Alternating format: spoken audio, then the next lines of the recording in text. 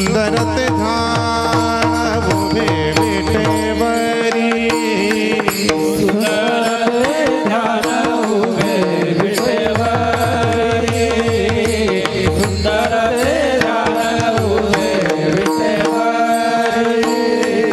सुंदरते धन सुंदरते धन उभे विटेवरी सुंदरते धन उभे विटेवरी सुंदरते धन उभे विटेवरी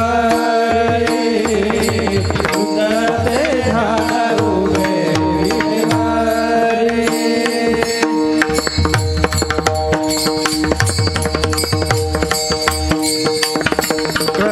करकटावारी ठेवनिया करकटावारी ठेवनिया ठेवनिया तुळशी हार गळा कासे पितांबर तुळशी हार गळा कासे पितांबर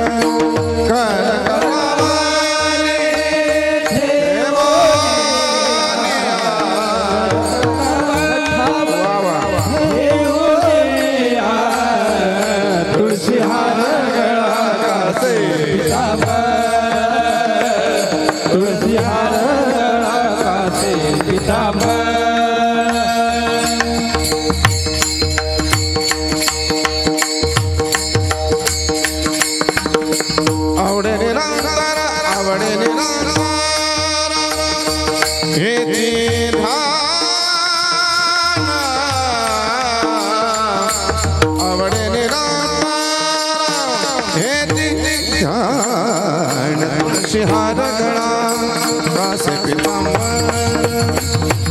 तुळशीहार गळा कासे पितांबर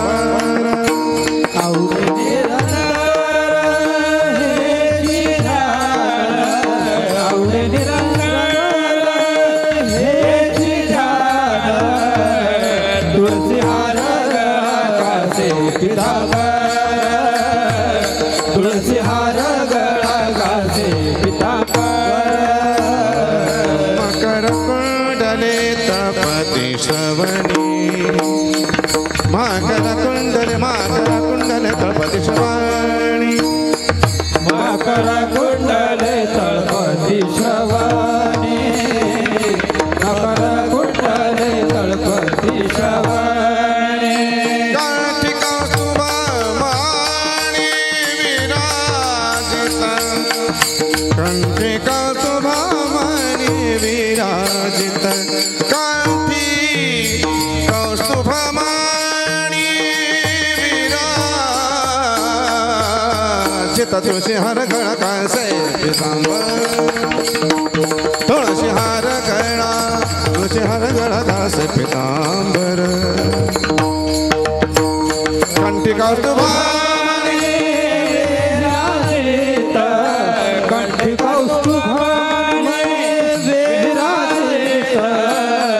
तुळशीहार गळा कासे पितांबर तुळशीहार गळा कासे पितांबर आवडे निरंतर हेची ध्यान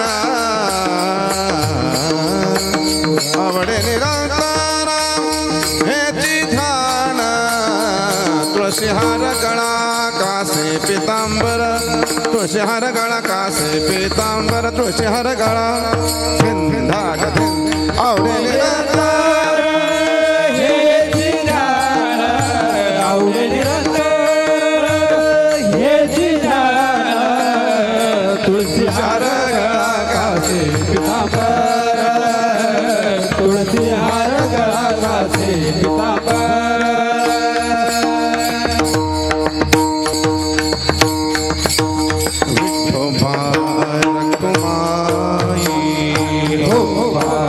सर्वांनी टाळी वाजून विठोबाय रखुमाई असं अरे विठोबा रखुमाई हरे जय जय विठोबा रखुमाई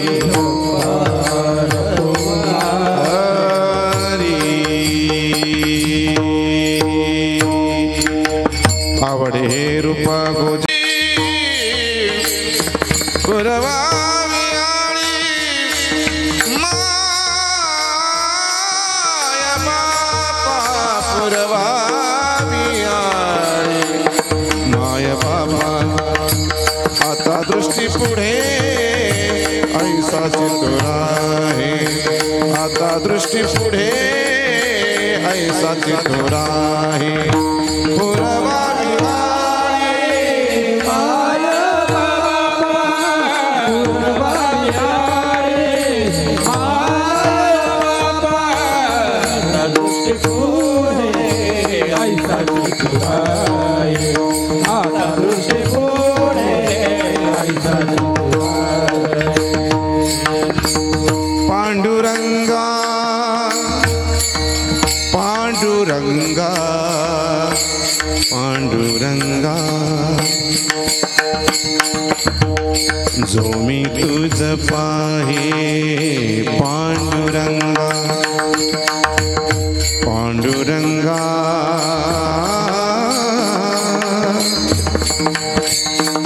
जो मी तुझा पाहे ताळकरी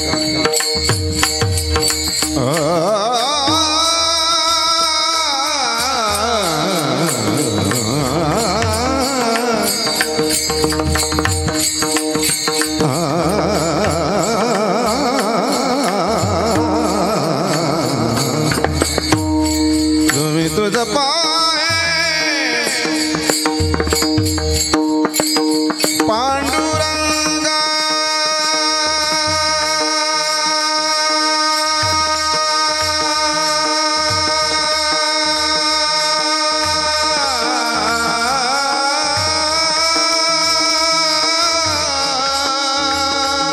वाह वाह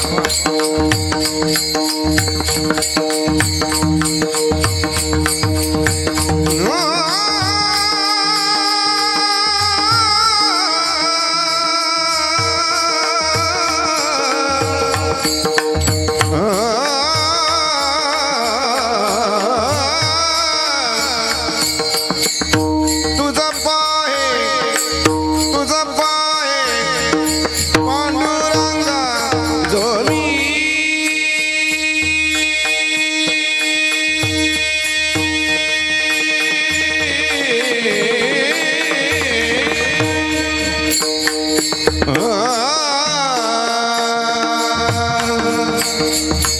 जो मी तुझ पाय पांडुरंगा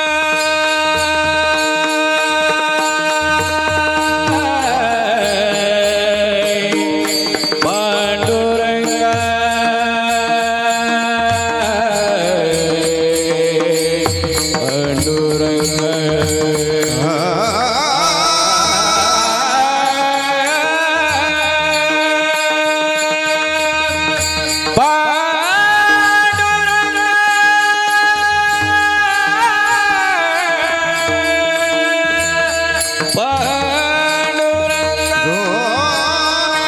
तुझ पाहे मागे म्हणा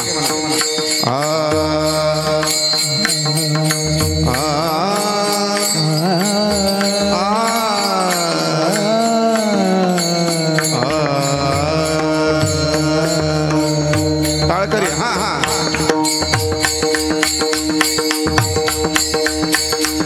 पांडुरंगा पांडुरंगा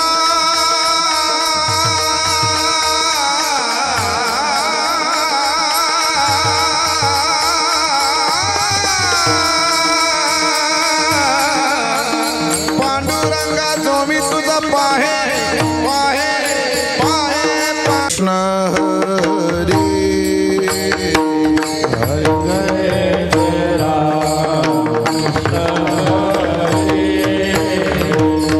जय जय राम कृष्ण हरे राम कृष्ण हरे जय जय राम कृष्ण हरे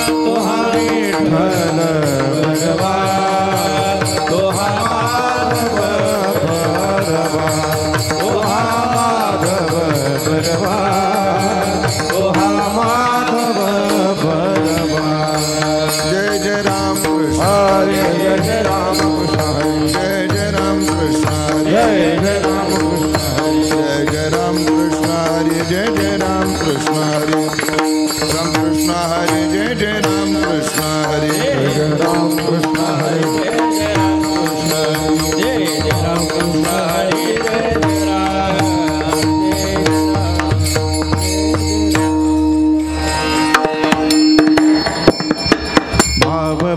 भाव बड़े विष्णु दास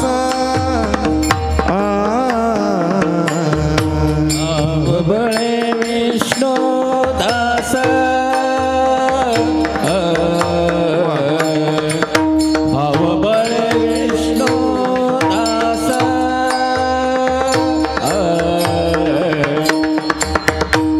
भाव बड़े विष्णुदास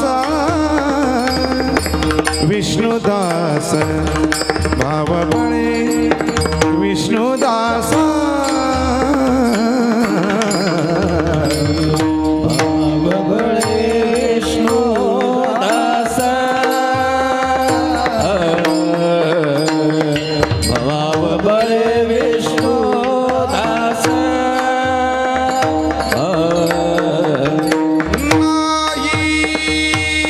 नाश पावत नाही नाश पावत योग भाग्य घरायती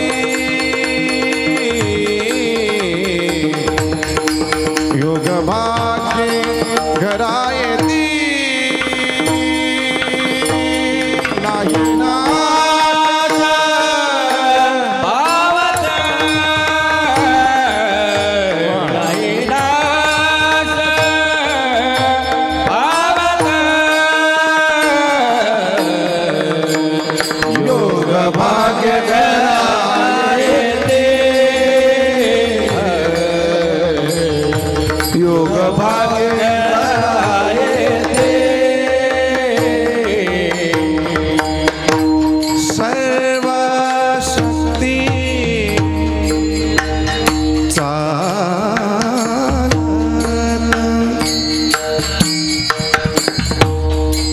स्वरधर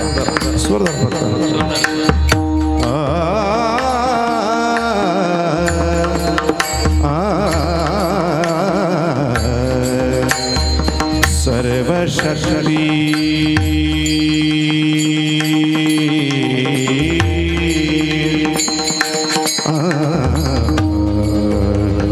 सर्व शक्ती चालत चालत चालत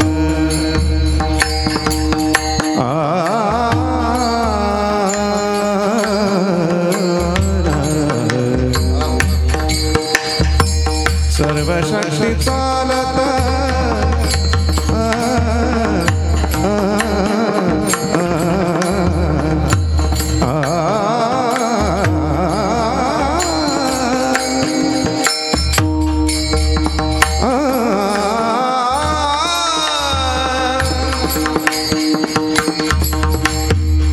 सर्व शक्ती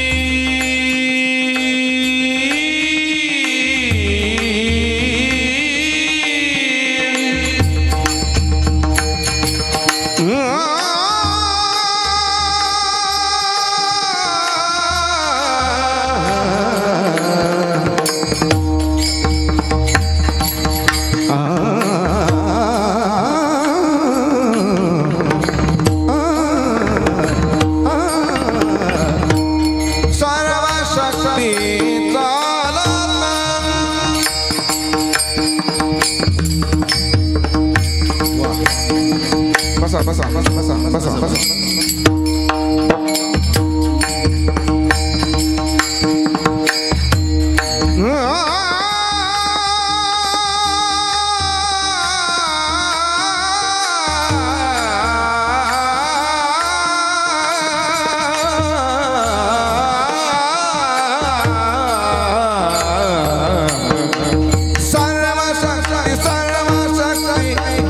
सर्व शक्ति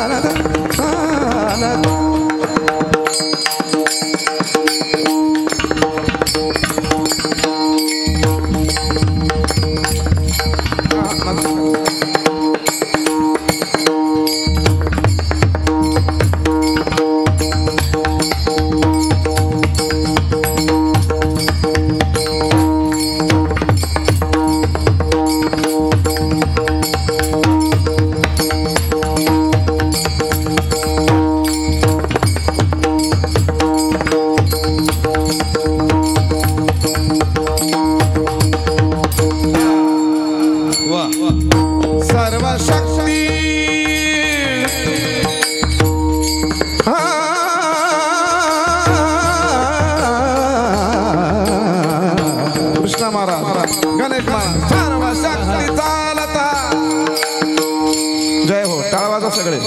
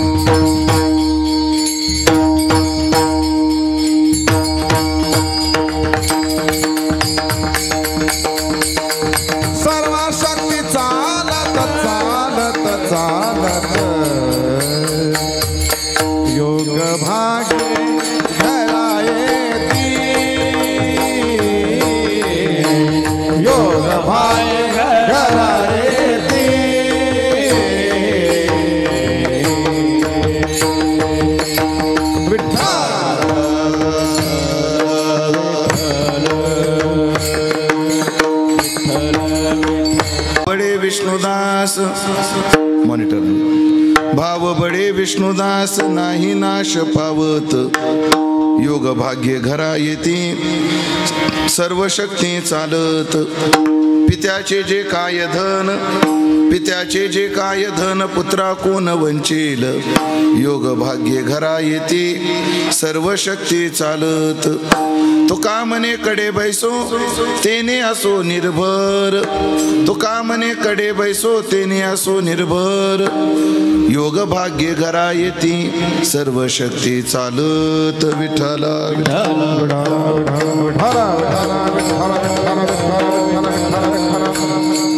भाव बडे विष्णुदास नाही नाश पावत. योग भाग्य घरा येती सर्व शक्ती चालत.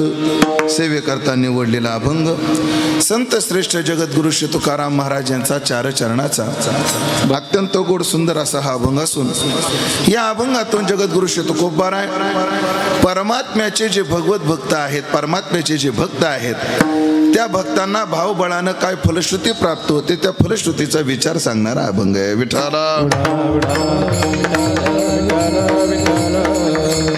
परम पावन हनुमंतरायाच्या दरबारात उपस्थित सर्व भाविक सज्जन वैष्णव गुणीजन महाराज मंडळी यांच्या पावन आणि सन्माननीय उपस्थितीमध्ये तथा बोडके परिवाराचे आप्त इष्ट सगळे सोयरे यांच्या पावन उपस्थितीमध्ये आज आपण या श्री क्षेत्र जामगावमध्ये जी चिंतन सेवा करतो आहोत त्या चिंतन सेवेचं निमित्त अत्यंत कष्टमय जीवन जगून परिवार घडवणारं एक व्यक्तिमत्व ज्यांना 1 वर्षापासून वैकुंठवासी म्हणावं लागतं असे वैकुंठवासी मारुती बाळाजी बोडके यांच्या प्रथम पुण्यस्मरणाच्या निमित्ताने आपण आज उपस्थित आहोत.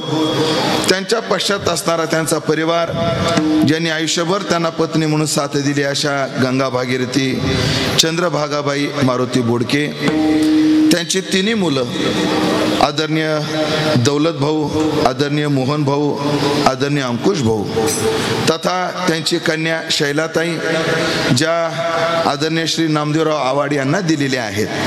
त्यांचे नातू पंतू पुतणे भाऊजया तथा सर्वच बोडके परिवार या बोडके परिवाराने या कार्यक्रमाचं आयोजन केलं आणि त्यातील कीर्तनाची सेवा माझ्या वाट्याला आमच्या मुंबईकडून कल्याणकडून जो आमचा प्रेमाचा ऋणानुबंध श्रोते आणि वक्ता या अंगानं जो आला असे आमचे अंकुशराव यांच्या विशेष आग्रहातून प्रेमातून ही सेवा माझ्या वाट्याला आलेली आहे. खरं तर त्याने एवढ्या प्रेमानं आमंत्रण दिलं, मला नाही म्हणवलं नाही, नंतर ते एवढं अडचणीचं आलं पण शेवटी सगळ्या गोष्टीवर मात करून मी आलोय. तुम्हाला माझा चेहरा काय सांगतो मला माहीत नाही पण रात्री मी फक्त 400 किलोमीटर प्रवास केलाय. 8 पाडीजवळ रात्री कीर्तन करून निघालोय आणि सकाळी मी किती वाजता 3-3:30 वाजता 3:45 ला पोहोचलो 4 ते 7 2-3 तास झोपलो आणि तो उपस्थित आहे. आता कीर्तन झालं की साताऱ्याजवळ फलटणला कीर्तन आहे. म्हणजे सांगलीहून आलो साताऱ्याला जायला लागलो. म्हणजे हिशोब सांगायला लागलो असा अर्थ करू नका तुम्ही याचा. फक्त एक प्रेमाचा ऋणानुबंध असतो, तो ऋणानुबंध. आणि त्यामध्ये खरं तर म्हणजे अंकुशरावचं प्रेम आहे, वादच नाही. ते प्रेम मला यायला भाग पाडणारच होतं, पण आमच्या दोघांचा दुवा जुळवणारे आमचे रमेशजी भाबड आहेत आणि मग त्यांच्याही शब्दाला एक किंमत द्यावी लागते. म्हणून बरं त्यांनी किंमत सक्रिय दिली. ड्रायव्हर सुट्टीवर आहे, त्यांचा पोरगा माझ्यासोबत पाठवला. आदरणीय कृष्णा महाराज तेही सोबत होते. आणि म्हणजे काल कृष्णा महाराजांनी पूर्ण 700 किलोमीटर प्रवास गाडी चालवलेली आहे 24 तासामध्ये. आदरणीय आणि चला आलो, पण आपली सगळ्यांची निष्ठा पाहून, आपलं प्रेम पाहून, जसं कैकेयीच्या महालात राजा दशरथ गेला. दशरथ राजा कुठे गेला? कैकेयीच्या महालात गेला. आणि कैकेयीचे डोहाळे ऐकून त्याला फार त्रास झाला. कोणाला? राजा दशरथाला मोठा त्रास झाला. पण राजा जेव्हा कैकेयीच्या महालातून सुमित्रेकडे गेला, असते काही नाही, सुमित्रेकडे गेला, तेव्हा सुमित्रेचा भाव पाहून राजा दुःख विसरला. त्याचं वर्णन असं आलंय की कैकेयीचे दुःख विसरला राव आणि पाहून या भाव सुमित्रेचा. हे दशरथाचे. आता दशरथ हेच आहे का? प्रवासाचे दुःख विसरला राव म्हणत नाही आता मी. आणि तुमच्या सगळ्यांचं प्रेम असो, या प्रेमा खातरीनं घडलं. आणि ऐकलं का, आम्हाला शीन जाण्याकरता आरामच पाहिजे असं काही नाही. आम्हाला महेश गुरुजी दिसले तरी आमचा शीन जातो. काही माणसाचं दर्शन असं असतं, काही माणसाची भेट अशी असते. मुळात आमचं नातं फार वेगळं आहे. ते गायक आहेत, मी कीर्तनकार आहे. हे आमचं गौण नातं आहे. हे आमचं नातं काय आहे? गौण नातं आहे. पण आमच्या दोघांचं एक परम नातं आहे, ते म्हणजे आम्ही भाऊ आहोत, गुरुभाऊ आहोत. म्हणजे मी ज्यांच्याजवळ शिकलो आणि ते ज्यांच्याजवळ शिकले, अशा आमच्या दोघांची गुरु एकच गायनाचे गुरु एकच. गुरुवर्य वैकुंठवासी रामचंद्र बाबा बोधे. भजनाचे गुरु आमचे एकच. आम्ही एका जवळ शिकलो, पण गुरुजी तिथं गेले, मी इथं राहिले. त्याचं कारण आहे, गुरुजी जेव्हा उदरात होते तेव्हा त्यांची आई तानपुरा वाजवीत होती, आणि मी जेव्हा पोटात होतो तेव्हा आमच्या खराट्यानं झाडीत होती. एवढा फरक आहे. गुरुजीला प्राप्त असणारा नैसर्गिक आवाज, सगळ्या गोष्टी वादच नाही.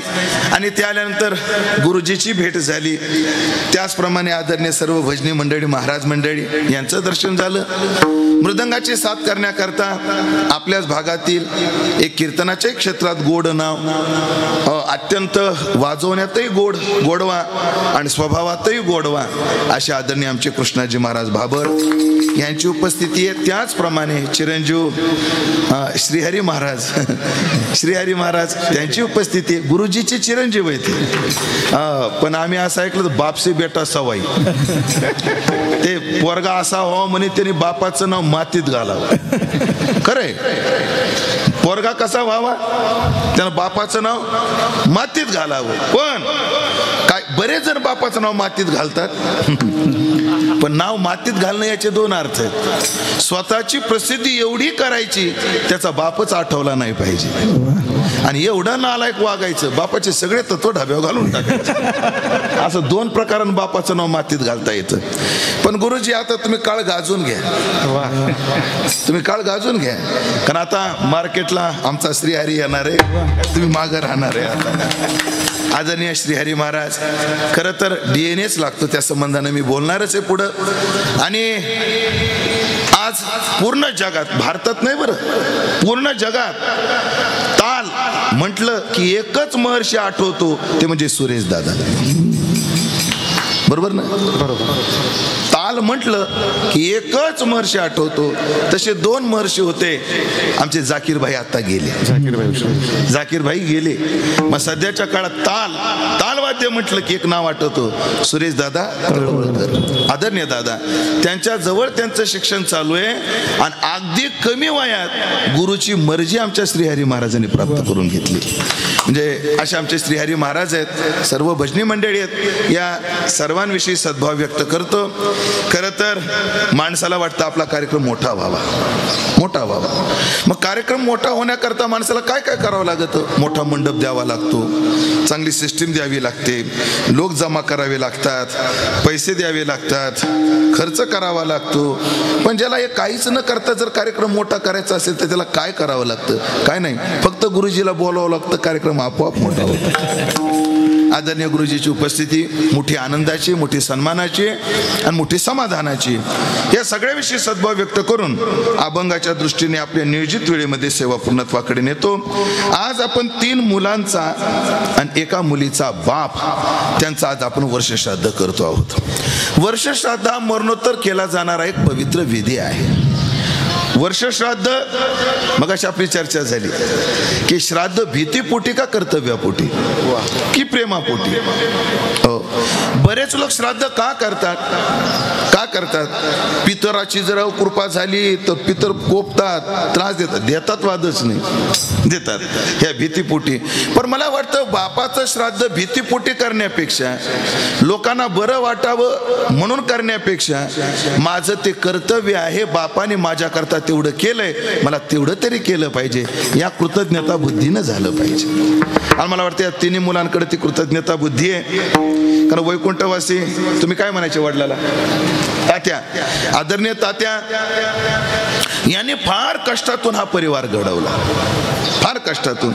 शरीर विकलांग होतं थोडंस, निसर्गतः थोडी अपंगत्व होतं, पण अपंगत्व असून सुद्धा त्याच्यावर मात करून काय ज्याला करायचंय ना ते निमित्त शोधत नाही, निमित्त शोधत नाही. तुकोबाराचे गोड अभंग आहे. तुकाराम महाराज म्हटले, एक युद्ध चालू झालं. काय चालू झालं? युद्ध चालू झालं. आणि एका अरे जा ना युद्धाला. अहो गेलो असतो, पण एक हात माझा तलवारीत गुंतलाय आणि एक हात माझा ढालीत गुंतला, युद्धाला कसा जाऊ? ढाल तलवारे गुंतले हे कर आणि म्हणे मी झुंजार कैसा झुंजो. आता त्याच्याकडे युद्धाची सामग्री आहे की नाही? युद्धात काय लागते? तलवार लागते. युद्धात काय लागते? ढाल लागते. आहे ना सामग्री? सामग्री आहे ना. मग अडचण काय? पण न करणाऱ्याला निमित्त लागतं, काही पण काही निमित्त लागतं. नाही केलं असतो, मला केलं असतं. पुढचं चरलय गोडे गुरुजी मला आठवे ना आता, असा पळाला असतो म्हणे, असे शूर पळून लावले असते, पण मला तुम्ही घोड्यावर बसवलंय म्हणून.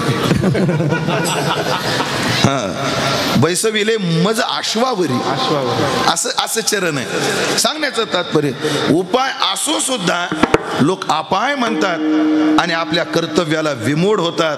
पण कर्तव्य दक्ष माणसं अशी असतात, ते प्रतिकूलतेवर सुद्धा मात करतात. त्याचं उत्तम उदाहरण म्हणजे तात्या आहेत. प्राकृतिक शरीराचं व्यंग असून सुद्धा तात्याने कर्तव्य दक्षता दाखवली. पण कर्तव्य काय केलं? मोठं कष्ट केले आणि खास करून गुराची सेवा केली, गायची सेवा केली. आणि मग तुकोबारायचं प्रमाण आहे, जो गायी वळतो ना त्याला भजन करायची गरज नाही, जो गायची सेवा करतो ना त्याला वारी करायची गरज नाही. प्रमाण देणार आहे मी, प्रमाण देणार आहे. जो गायची सेवा करतो ना त्याला देवाच्या दर्शनाची सुद्धा गरज नाही, कारण वळी ते जे गाई त्याची फार लागे काही. मग जो गायची सेवा करतो, निर्लोभ गायीची सेवा तेने माझी प्राप्ती उद्धवा, एकनाथी भागवतात म्हटलंय. आणि मग एक आहे, त्या निमित्ताने त्यांचा संसारही त्या गायीच्या सेवेवर चालत असेल, वादच नाही. पण मोठ्या सेवेमध्ये जीवन आदरणीय तात्यांनी घालवलं. आणि मग त्यांनी जर एवढं कष्ट करून, ऐकलं का दौलत भाऊ, मोहन भाऊ, अंकुश भाऊ, ऐका, त्यांनी एवढं कष्ट करून जर आम्हाला वाढवलं असेल तर आम्हाला रातभरात मंडपाव कागद टाकावं लागला, हे काही टेन्शन घ्यायची कारण नाही. काही लय उपकार नाही केले तुम्ही बापावर. कारण प्रकृतीची थोडी अडचण आल्यामुळे रात्यात ही काय केली, यांनी व्यवस्था करून घेतली. असो, कर्तव्य बुद्धी आहे आणि कर्तव्य बुद्धीने आपण केलं पाहिजे. आणि हे करण्यामध्ये हा बोडके परिवार प्रवृत्त आहे. काय माणसानं काय केलं पाहिजे? 2 गोष्टी केल्या पाहिजे म्हणे, माय बापाला सांभाळलं पाहिजे आणि माय बापाचं सांभाळलं पाहिजे.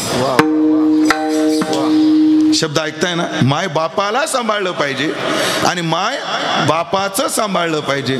माय बापाला सांभाळलं पाहिजे म्हणजे आई वडिलाची सेवा केली पाहिजे. जेव्हा माझ्या पायात बळ नव्हतं तेव्हा जर माझ्या बापानं मला हात देऊन चालायला शिकवलं असेल, तर जेव्हा माझ्या बापाच्या पायातलं बळ जाईल तेव्हा मी त्याला हाताला धरून टॉयलेटला नेलं पाहिजे. जेव्हा मला बोलायला कळत नव्हतं तेव्हा माझ्या बापाने माझे बोबडे शब्द समजून घेऊन मला बिस्किटचा पुडा कॅडबरी आणून दिली. काय कळतं लेकरू एवढंच म्हणतं पप्पा बाबा, काय कळतं, पण त्याच्या इशाऱ्यावर बाप समजून घेतो ह्याला काय पाहिजे. मग जर आपले बालपणामध्ये आपले इशारे समजून जर आमच्या अपेक्षा जर आमच्या बापानं पूर्ण केले असतील, तर म्हातारपणी त्याला बोलता येत जर नसेल, त्याच्या इशाऱ्यावर त्यांच्या अपेक्षा आम्ही पूर्ण केल्या पाहिजे. म्हणजे माय बापाला सांभाळलं पाहिजे. आणि गुरुजी, जेवढं महत्वाचं आहे माय बापाला सांभाळलं पाहिजे, तेवढंच महत्वाचं आहे माय बापाचं सांभाळलं पाहिजे. माय बापाचं काय सांभाळायचं? माय बापाच्या 3 गोष्टी सांभाळायच्या. शब्द लक्ष देऊन ऐक. कोणत्या कोणत्या? माय बापाची संपत्ती सांभाळायची, माय बापाची संतती सांभाळायची आणि माय बापाचे संस्कार सांभाळायचे. संपत्ती सांभाळायची म्हणजे माझं नाव उमेश, माझ्या वडिलाचं नाव हरिभाऊ, माझ्या आजोबाचं नाव बाबूराव, त्यांच्या वडिलाचं नाव हरिभाऊ, माझे वडील नोकरी आहे. म्हणजे हरिभाऊ दशरथेंनी जे काही कमवून ठेवलं ते बाबूराव दशरथेंनी सांभाळायचं, बाबूराव दशरथेने जे कमावलं ते हरिभाऊ दशरथेने सांभाळून ठेवायचं आणि हरिभाऊ दशरथेने जे कमावलं ते उमेश दशरथेनं सांभाळायचं.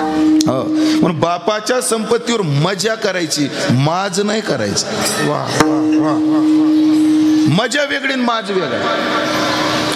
संपत्तीचा उपयोग केला की मजा आणि संपत्तीचा उपभोग घेतला की माज. संपत्ती उपयोगात आणायची असते, संपत्तीचा उपभोग घ्यायचा नसतो. माझ्या बापानं जर 20 बिघे ठेवले असतील तर त्याच्यात मी कष्ट केले पाहिजे. चांगलं पीक घ्यायचं, टमाटे करा लाल व्हा, कांदे करा लाल व्हा, पैसा कमवा, बंगला बांधा, सिन्नरला घर घ्या, 4 व्हीलर घ्या, पोरांना उच्च शिक्षित करा, चांगला मुंबईला फ्लॅट घ्या, परदेशाचे दौरे करा, फिरा, वादच नाही. चांगलं खा, पोटभर खा, चांगले कपडे घाला, हाय सोसायटीमध्ये फिरा, त्या मॅनर्सनं फिरा, सगळ्या गोष्टी करा, सगळ्या गोष्टी करा त्याच्यावर. पण या वर्षी 1 बिघा विकायचा, कुठे भाऊ? जरा चौफुल्यावर आलो होतो. कुठे भाऊ? जरा नारंगावच्या बारीला. हा माज आहे. मजा वेगळी आणि माज वेगळा. काय करायची? मजा करायची. संपत्ती सांभाळा, माय बापाची संतती सांभाळा, संतती सांभाळा. म्हणजे कायम दौलत भाऊच्या डोक्यात पाहिजे माझ्या बापाला 2 मुलं आणि 1 मुलगी आहे. कायम मोहन भाऊच्या डोक्यात पाहिजे माझ्या बापाला 2 मुलं आहेत आणि 1 मुलगी आहे. कायम अंकुशरावच्या डोक्यात पाहिजे माझ्या बापाला 2 मुलं आहेत आणि शैला माझी 1 बहीण आहे, माझ्या बापाची मुलगी आहे. आणि शैला त्याच्या डोक्यात कायम पाहिजे माझ्या बापाला 3 मुलं आहेत जे माझे भाऊ आहेत. संतती सांभाळा, संपत्ती सांभाळा. दुसरी संतती, महाराजची नाती सांभाळली पाहिजे, खरंच सांभाळली पाहिजे. गुरुजी, जसा जसा काळ पुढे चालला ना, माणसं माणसापासून दूर व्हायला लागली. कालच मी आपण येताना एक क्लिप पाहत होतो. एक वाक्य एवढं गोड आहे, लोकांना संपर्काला सुलभ जावं म्हणून विज्ञानाने मोबाईल शोधून काढला. ऐकताय ना? संपर्काला सुलभ जावं म्हणून विज्ञानाने शोध कशाचा लावला? मोबाईलचा लावला.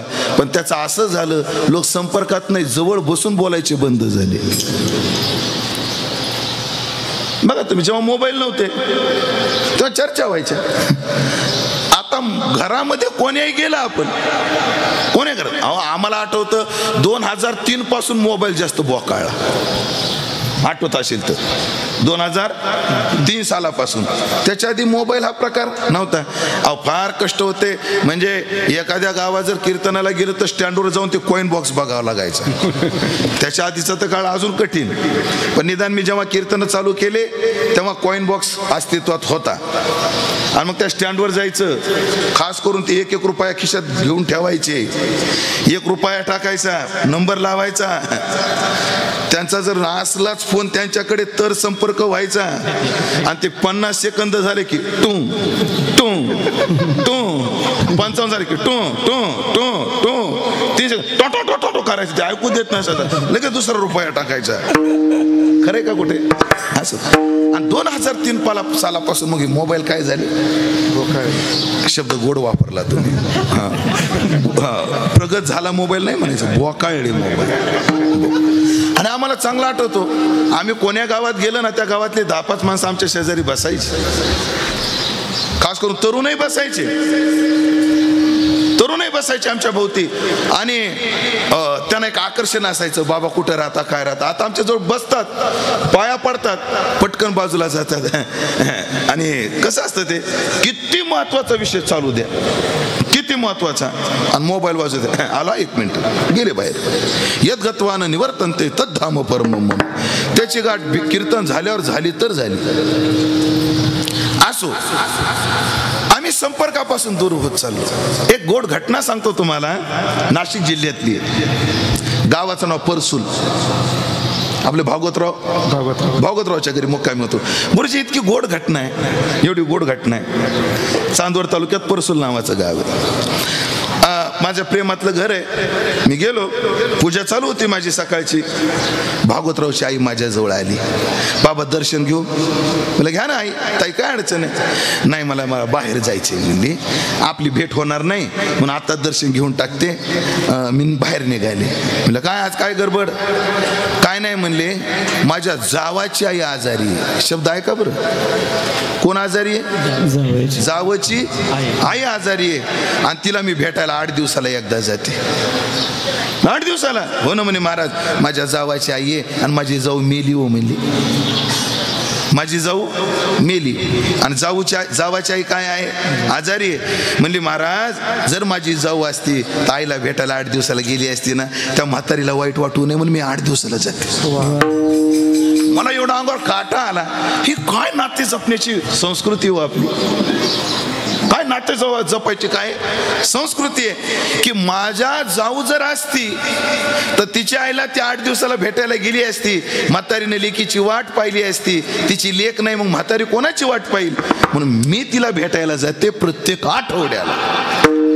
ही जी नाते, हे जे प्रेम आहे, हे जपलं पाहिजे. आणि खरं सांगतो, नाशिक जिल्ह्यात हा प्रकार जरा बऱ्यापैकी. तुमच्याकडे बघा, वर्ष श्राद्धाला, दशक्रियेला सगळे येतात. सगळे येतात. हो, सगळे येतात. म्हणजे उलट दशक्रियेला प्रवचन चांगले व्हायला पाहिजे. विद्वानाने करायला पाहिजे. का, जे सप्त्यात हाताला येत नाही ते दशक्रियेच्या दिवशी हातात येतात. बरोबर. असं हे संबंध जपले पाहिजे. अर्थात माय बापाला सांभाळा, माय बापाची संपत्ती सांभाळा, माय बापाची संतती सांभाळा. आणि तिसरी गोष्ट, माय बापाचे संस्कार सांभाळा. पण संस्कार सांभाळताना विवेक बुद्धीने सांभाळा. एकाला विचारलं, तू गांजा का पितो. आमचे पप्पा प्यायचे म्हणून मी ठेवलं चालू. हे सांभाळणं म्हणजे सांभाळणं नाही. माझा बाप माणुसकीने किती वागायचा, माझा बाप देवाची किती सेवा करायचा, माझा बाप समाजाच्या किती उपयोगाला यायचा, माझा बाप गावाच्या किती उपयोगाला यायचा, माझा बाप भावकीच्या उपयोगाला किती यायचा, हे काय ठेवलं पाहिजे, ध्यानात ठेवलं पाहिजे. श्रीहरीनं ध्यानात ठेवलं पाहिजे. माझा बाप किती व्यापात असला तरी जोग महाराज सप्त्यात 4 दिवस का होईना पण उभा राहतो. हे की नाही गुरुजी, बरोबर आहे की. जोग महाराज सप्त्यात राहतो. संस्थेचं कोणतंही सेवा कार्य असलं तर माझा बाप धावत त्या कार्यामध्ये टाळ घेऊन उभा असतो. हे काय ठेवलं पाहिजे, ध्यानात ठेवलं पाहिजे. एक म्हातारं होतं, 2च मिनिटं घेतो तुमचे. एक म्हातारं होतं, भलं नालायक होतं. सकाळी उठून आंघोळ करून दारात बसलं की येणाऱ्या जाणाऱ्याला घाण घाण शिव्या देत होत. घाणघाण शिवाय द्यायचं. कोण? ते म्हातारं. सगळं गाव कंटाळलं त्या म्हाताऱ्या, सगळं गाव कंटाळलं. शेवटी त्यांनी मरताना त्याला दोन मुलं, मोठ्याचं नाव राजू, बारक्याचं नाव बाळू. नावं बरेत का बदलायचे? बरेत ना, राजू आणि बाळू. इकडे रे म्हणजे काय, राजा ए बाळ्या, ए राजा, ह्याला म्हणतात साथ. ए बाळ्या इकडे. काय बाबा, मला नाही वाटत म्हणे मला मेल्यावर कोणी चांगलं म्हणे. पोरं म्हणले बाबा आपण पेरलंय तसं तर उगवल कसं, आपण पेरलंयच तसं तर उगवल कसं. पण ऐका पोरं, तुम्हाला जर वाटत असेल बापाच्या आत्म्याला शांतता लाभावी तर एक करा म्हणे, तुम्ही असं काहीतरी करा सगळं गाव मला चांगलं म्हणलं पाहिजे. कोणी इच्छा व्यक्त केली? बापानं. कोणाजवळ? मुलाजवळ. आणि तशी इच्छा व्यक्त केली. आपल्याला वेळ कमी असल्यामुळे, म्हातारं नालायक असल्यामुळे लगेच मेलं. वेळ कमी आहे आपल्याला, मेलं म्हातारं.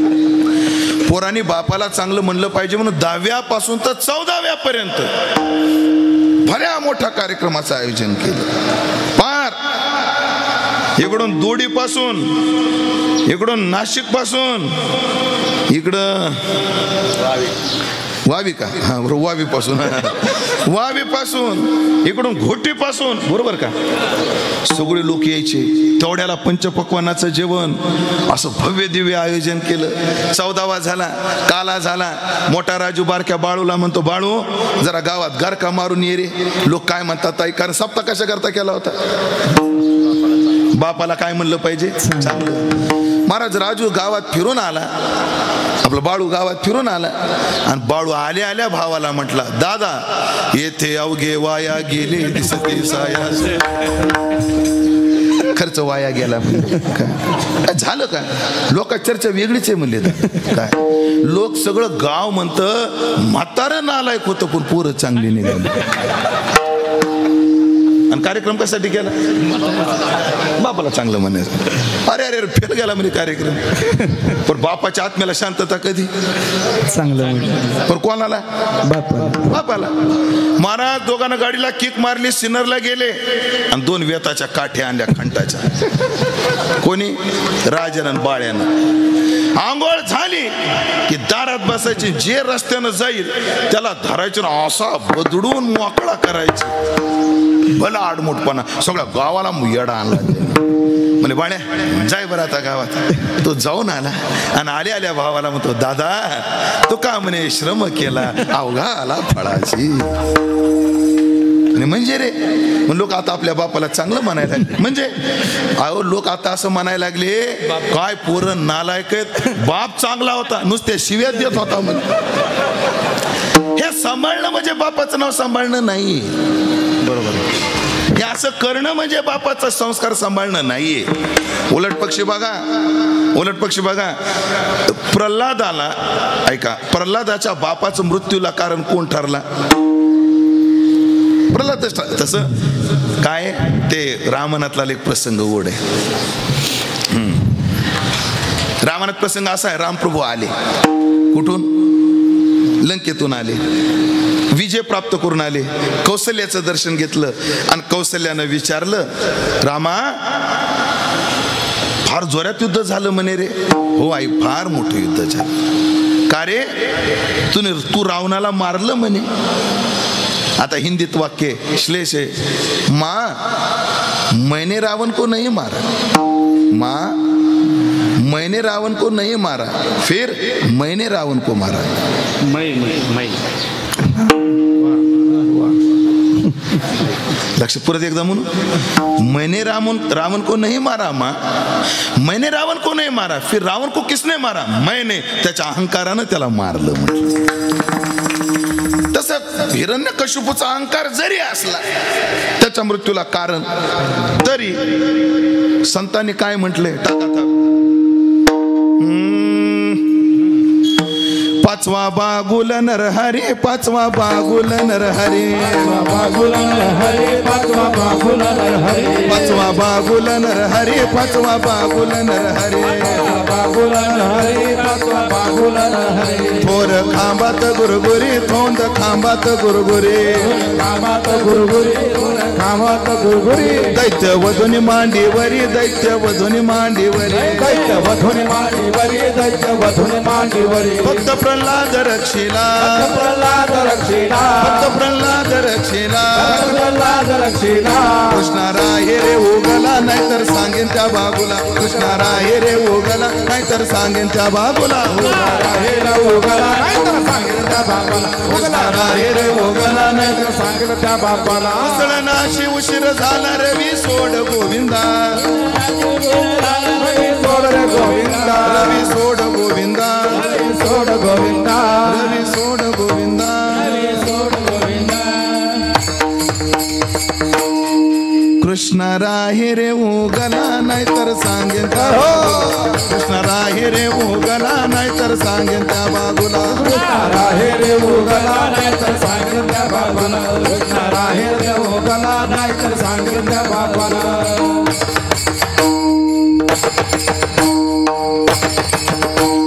वा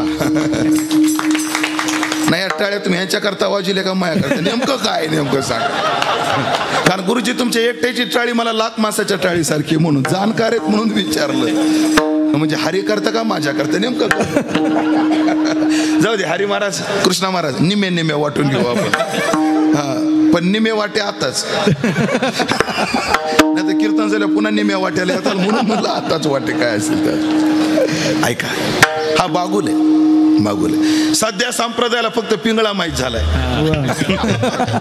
आमच्या विशाल महाराजांनी पिंगळा सगळ्या महाराष्ट्रात काय केला फेमस माहीत करून दिला पण संत वाङ्मय जसा पिंगळा आहे तसा बागुल पण आहे असे खूप आहे त्यातला एक बागुल आहे पाचवा बागुल नरहरी कोण आहे नरहरी थोर खांबात गुरुगुरी दैत्य वधूनी मांडीवरी भक्त प्रल्हाद रक्षिला प्रल्हादाकारने स्तंभी अवतार केला विदारोनी दैत्य प्रेम पाना पाजिला प्रल्हाद ऐकलं का म्हणजे प्रल्हादामुळे बाप मेला असं 1 मिनिट बोलू आपण 2 मिनिटा करता मिळू पण ऐका ना ऐका पण बाप पण जेव्हा प्रल्हादामुळे देव प्रगट झाले आणि हिरण्यकश्यपूला मारलं आणि नरसिंहानं प्रल्हादाला जवळ घेतलं प्रल्हादा काय गोड आवाज देतोस रे तू शिट्टी मारीत नाहीस मोकार इको नाही मोकार बेस नाही पाहिजे तसं ह्या प्रल्हादाच्या बापा करता एकदा टाळ्या वाजवा काय नाव आहे सिस्टर वैभव दादा कोण्या गावचे डोबेरे अरे वा वा वा वा आता नाशिक जिल्ह्यात माझ्या आवडणाऱ्या सिस्टीममध्ये एक नाव ऍड झालं बरं हा ऐका प्रल्हादा किती कष्ट घेतले रे तुला बापानं उकळत्या तेलात टाकलं तू नाव नाही सोडलं प्रल्हादा हातीच्या पायाखाली दिलं तरी नाव नाही सोडलं प्रल्हादा एवढा कोरोना आला तरी तो माळ नाही काढली माय बोल तुला काय पाहिजे प्रल्हादा सांग तुला काय पाहिजे ऐका बरं भागवतातले शब्द प्रल्हादानं देवानं जेव्हा विचारलं तुला काय पाहिजे तेव्हा प्रल्हादानं स्वतः करता नाही मागितलं मला राज्य दे मला भोग दे मला बायको दे आता देवा आम्ही 4 आहेत बापाच्या मागे किती आहेत 4 जण आहेत पण या राज्याचा अधिकारी मी झालो पाहिजे याच्याकरता काही वशिला लावा काय म्हणला प्रल्हाद बापा देवाला म्हटला देवा माझ्या बापाला तुझा महिमा न कळाल्यामुळे त्याने तुझा विरोध केला फक्त माझ्या बापाला माफ कर म्हणले माझ्या बापाला तुझा काय कळाला नाही महिमा कळाला नाही तुझा मोठेपणा कळाला नाही म्हणून एक कर देवा फक्त माझ्या बापाला तेवढा माफ कर मला तुझ्याकडून काहीच नाही पाहिजे म्हणजे भक्त प्रल्हादाची भक्ती कशा करताय बापाचे अन्याय क्षमा करण्याकरताय देवा सांगण्याचं तात्पर्य काय सांगण्याचं तात्पर्य बापाला सांभाळा माय बापाचं सांभाळा संतती सांभाळा संपत्ती सांभाळा संस्कार सांभाळा आणि हे सांभाळले पाहिजे कारण बापाचं नातं फार गोड नातं शांती रूपे नावे कोणाचा वाईट शांती रूपे नोहे कोणाचा वाईट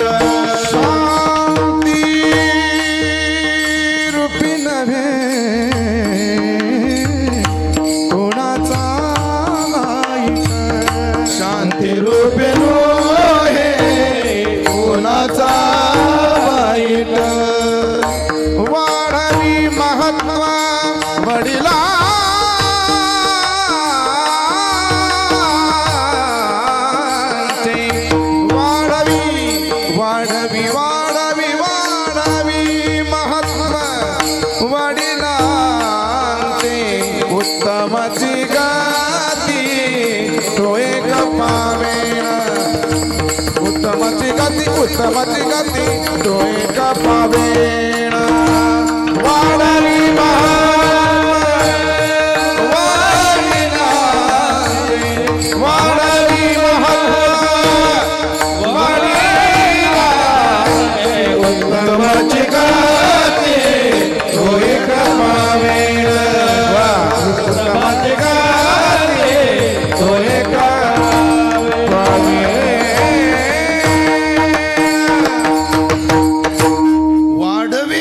वडिलाचे बापाचं नाव मोठं केलं पाहिजे, माणसानं चांगलं वागलं पाहिजे आणि जो असा वागतो ना उत्तमची गती तो एक पावेल, तो चांगल्या मार्गाला जातो, त्याला योग्य ते फळ मिळतं. म्हणून माणसाच्या जीवनात बापाचा फार मोठा आधार असतो. काय एका दृष्टांतानं सुरुवात करणारे आणि शेवटच्या अभंगात प्रवेश कर, शेवटच्या चरणात प्रवेश करणारे. शेवटच्या चरणात काय पोरग असं खेळत होतं, बापाचं महत्व सांगतो तुम्हाला. आता ऐकलं का, दौलत भाऊ असतील, मोहन भाऊ असतील, अंकुशराव असतील, हे फार मोठे आहेत आता. म्हणजे बापावर यांचं जीवन अवलंबून आहे असं नाही, कारण हे बाप आहेत. आता हे सुद्धा काय आहे, बाप आहेत. कदाचित ते आजोबा बी असतील, कदाचित आहेत. हा दौलत भाऊंना नातू सुद्धा आहे, ते बापावर अवलंबून नाही, स्वतंत्र झाले. पण बापाचा एक आधार असतो. तुम्हाला घटना सांगतो काय, म्हातारी माणसं काम काय करतात दिसत नाही, पण ते जेवढी कामं करतात तेवढी आपल्याला होत नाही. उदाहरण याला काय, एक पोरगा मुंबईला, दोघाला शेतीत ती कामं, आणि अचानक एखाद्या पाहुण्याची दशक्रिया आली, वर्ष श्राद्ध आलं, लग्न आलं की खुशाल पुरं सांगतो, बाबा तात्या आमची अडचण आहे, तिथं जरा भेट देऊन या बरं. हे काम कोण करीत होतं? म्हातारा बाप करतो, म्हातारा बाप करतो. एक शेतामध्ये महत्वाचं काम आहे. कधी कधी असं असतं मला शेतातलं काम एवढं महत्वाचं असतं, त्याच्या पुढं काहीच महत्वाचं नसतं, काहीच महत्वाचं नाही. म्हणजे तो कोपऱ्याने दृष्टांत दिला, मडे झाकून या करीती पेरणी. म्हणजे बाप मेला, घरात काय मेला, बाप मेला, आणि पेरणीची वेळ आली तर जातवान शेतकरी म्हणतो तेवढं पेरून घेतो, मग बापाची आज्ञादाह करू आपण. मडे झाकून या करीती पेरणी, एवढी महत्वाची कामं असतात. ते काम सोडून येता येत नाही, कारण मजूर आलेले असतात, ते आजच करायचं असतं, आणि मालक शेतातून गेला की काम ढिल्लं पडतं. आणि आपल्या देशासमोर 3 संकट आहेत सध्या, ऐकताय का सगळे मंडळी? ऐका, सध्या भारतासमोर 3 संकट आहेत. काय? माणसांना कामं नाहीत, कामाला माणसं नाहीत, आणि जी माणसं आहेत ती कामाची नाहीत. माणसाला कामं नाही, बेरोजगारी वाढली, बेरोजगारी वाढली. कामाला माणसं नाही, शेतकऱ्याला काय भेटत नाहीत, मजूर भेटत नाहीत. बरं जी आहेत ती कामाची नाहीत. आता तुमच्या भागात ती पद्धत माहित नाही, आमच्या भागात त्या शेतात काम करायला येणाऱ्या बाया 2 प्रकाराने येतात, उक्त घेऊन आणि रोजानं. तुमच्याकडे काय शब्द कृष्णा महाराज? उक्तच का? उक्त, उक्त घेऊन येणारी आणि रोजानं येणारी. महाराज एवढा फरक दोघी मध्ये. जी रोजानं येते तिचं 10 वाजेपर्यंत उरकतच नाही. हो, उक्त घेतल्यावर उजडल्याबरोबर उरक. बरं जी रोजानं येते तिला घडी घडीत तहान लागत.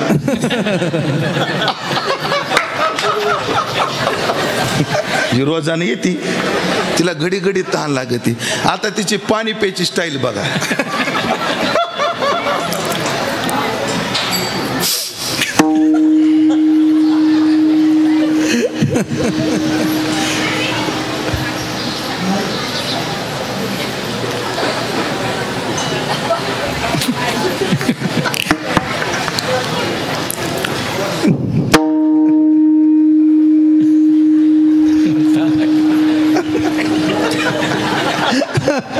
पाणी पिती का खाती हेच कळत. पक्की राजूबाई दीक्षितची भक्तीनी रोजाने तिला घडी घडी काय लागते. बरे मी खोटं बोलतो का? तुम्ही माझ्या बहिणीसारख्या आहेत बरं सगळे. तुम्ही मुख्यमंत्र्याच्या बहिणी म्हणल्यावर माझ्या बी बहिणीच वादच नाही. फक्त आता मुख्यमंत्र्याच्या जेवढ्या लाडक्या तेवढा मी लाड करू शकत नाही, कारण मी पडलो गरीब. मग जेवढ्या वेळा पाणी इनकमिंग तेवढ्याच वेळा आउट गोईंग. समजून घ्या, मला बोलायचं नाही. अवघड आहे, अवघड आहे. आणि मग शेतात काम करायला 2 भाऊ, एक तर मुंबईला आणि पाहुण्याचा फोन आला, कुठे दौलत भाऊ? शेतात होतो. काय नाही, पाष्ट्याला आलो होतो, मला जाता जाता भेट घेऊन जाऊ. आणि मग जेव्हा बाप घरी होता ना, तर बिंदास पाहुण्याला सांगता येतं, या घरी या, घरी या, घरी तात्या आहेत, भेटून जा. यायची वेळ नव्हती. आता पाहुणा आला तर सगळी कामं टाकून काय ये नाही, ही कामं दिसायला किती बारीक आहे पण किती महत्वाची आहेत. पण बापाच्या संगतीत माणूस, बापाच्या जीवावर माणूस बिंदास्त असतो. तुम्हाला माझं सांगतो, बापाच्या जीवनात बापाचा आधार असल्यावर कसं असतं. माझा बाप आहे ना, माझा बाप कसा होता ते आधी सांगतो. एकदा माझ्या बापानं मला एवढं मारलं, मला 3 दिवस चालता येत नव्हतं. किती दिवस? 3 दिवस चालता येत नव्हतं. महाराज तुम्ही असं काय केलं म्हणून तुमच्या बापाने मारलं, असा प्रश्न तुम्हाला निर्माण होणं साहजिक आहे. असं काय केलं म्हणून तुमच्या बापानं तुम्हाला एवढं मारलं, तुम्हाला 3 दिवस चालता येत नव्हतं? मी एकच गुन्हा केला होता, गावात कीर्तन होतं, कीर्तनाला गेलो होतो. कशाला गेलो होतो? कीर्तनाला. एकदा गावातल्या हरिपाठाला गेलो म्हणून माझ्या वडिलांनी तो बांगडी पाईप यायचा बघा, पहिला प्लास्टिकचा, एवढा पाईप होता महाराज पडलेला, घडलेलं सांगते, याच्यात काही बनावट नाही. तो पाईप घेतला आणि त्या पाईपाची एवढे तुकडे होईपर्यंत मला मारलं होतं. का? हरिपाठाला गेलो म्हणून. एकदा तर वडील मारायला लागले आणि पळत घरात गेलो, घरातली आतून कडी लावली. माझ्या वडिलानं बाहेरून कुलूप लावलं, पत्रे उचकले आणि खाली उतरले. बाबा आम्ही लय बापाचा मार खाल्ला, आता काय तुम्हाला लय. पण एवढंच आहे बाबा, मी मार खाल्ला, गुटक्याच्या पुड्या खाल्ल्या म्हणून मार नाही खाल्ला. मी हरिपाठान कीर्तनासाठी मार खाल्ला. असा माझा बाप, असा माझा बाप. बरं, माझ्या वडिलाला व्यसन सुपारीचं, पण ज्याची त्याची विचाराची काय असते, पद्धती असते. मी नाराज नाही बरं माझ्या बापावर, तीळ मात्र नाही.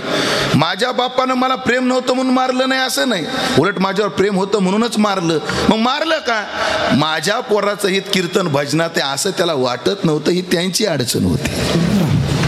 आता प्रेमच होतं. आणि पुढं मग मी आळंदीला आलो, कीर्तनकार झालो, सप्ताह आला मोठा. आणि मी आमच्या आईला फोन केला, मी अक्का या ना तुम्ही आळंदीला. गरिबी मुलखाची गरिबी.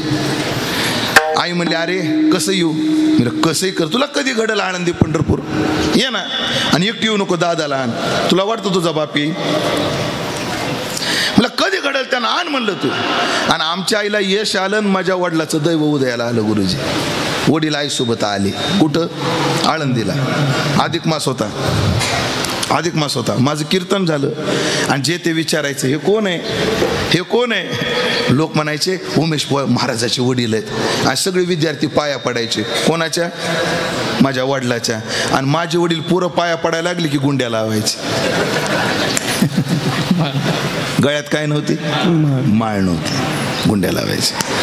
आणि त्या दिवशी संध्याकाळी, ज्या दिवशी माझं कीर्तन झालं, माझ्या बापानं माझं ऐकलेलं पहिलं कीर्तन जेव्हा ऐकलं तेव्हा मला जवळ घेतलं. आई बसलेली, माझ्या तोंडावरून हात फिरवला आणि माझे वडील मला म्हटले, रडत हुंदके देत माझा बाप मला म्हटला, माझा बाळ्या कीर्तनाला गेला, तुम्ही एवढा मारत होतो, आज माझा बाळ्या किती मोठा झाला. हे किती मोठा आधार आहे, किती मोठं बक्षीस. म्हणून आम्हाला जगातला सगळ्यात मोठा सन्मान त्या दिवशी तो मिळाला. माझ्या बापाने माझं कौतुक केलं.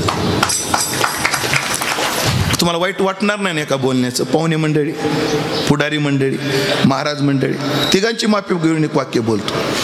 स्तुती करायला जग आहे, कौतुक करायला फक्त बाप आहे.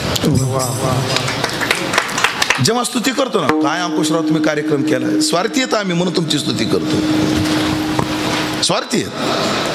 पाहुणे मंडळीच्या डोक्यात भेट असते, पुढाऱ्याच्या डोक्यात ओट असतं आणि आमच्या लोकांच्या डोक्यात नोट असते. पाहुण्याच्या डोक्यात भेट, तिथं काय दाखवावं लागेल? तोंड. आणि रमेश भाऊ म्हणतात का नाही लोक, अरे येतो मी 5 मिनिटात, तिथं मला तोंड दाखवून काय करावं लागेल? यावं लागेल. पाहुण्याच्या डोक्यात भेट असते. पुढाऱ्याच्या डोक्यात तिथं गेलं, लोक भेटतात, वोट आहे, आणि आमच्यासारख्याच्या डोक्यात नोट आहे. पण या दौलत, मोहन आणि अंकुश एकाच्याच डोक्यात आहे, तो म्हणजे एकच तात्या. बापाच्या डोक्यात हे काहीच नाही. म्हणून जग स्तुती करतं, कौतुक बाप करतो. म्हणून ऐकलं का श्रीहरी महाराज जेव्हा तुम्ही वाजवताना, तुम्ही ऑब्झर्व केलं की नाही मला माहीत नाही, पण तुम्ही एखादं गोड वाजवल्यानंतर ना, मी महेशजी भगुरेचं बोलत नाही, मी बाप सांगतो, बापाच्या डोळ्यातून येणारा आनंदाचे जे क्षण आहेत ना, ते मी निरीक्षित केले. जेव्हा आमचा कृष्णा वाजवतो तेव्हा रमेश भाऊच्या डोळ्यातलं समाधान पाहतो मी. हे बापाचं कौतुक फार वेगळं असतं. पोरग खेळत होतं, अभंगाकडे येतो. बापाच्या जीवनात, बापाच्या राज्यात जीवन कसं असतं पहा, कसं असतं. पोरग खेळत होतं आणि कोंबडी पाठीमागे लागली अंकुश भाऊ. कोण? कोंबडी. असं घाबरतो पोरग, कोंबडी आली, कोंबडी आली, पळतं. तेवढ्या त्याला बाप दिसतो आणि पळत जाऊन बापाला मिठी मारतो. कोण? पोरग मिठी मारतं बापाला, आणि बाप त्या पोराला उचलून कडेवर घेतं. आता बघा फरक, बापाच्या लांब राहिल्यावर आणि बापाच्या जवळ राहिल्यातला फरक आहे का? लांब होता बापापासून, कोंबडीला घाबरत कोणाजवळ आला? बापाजवळ आला. आणि बापानं कडेवर घेतलं, जो कोंबडीला घाबरत होता तोच बापाच्या कडेवर बसून कोंबडीला हाट हाट, म्हणजे ज्याची भीती वाटत होती त्याला दम देण्याची ताकद ह्याच्यात कुठून आली? त्याला एकाच कारणानं आली, तो बापाच्या कडेवर बसला. तुका म्हणे कडे बैसो, तुका म्हणे कडे बैसो,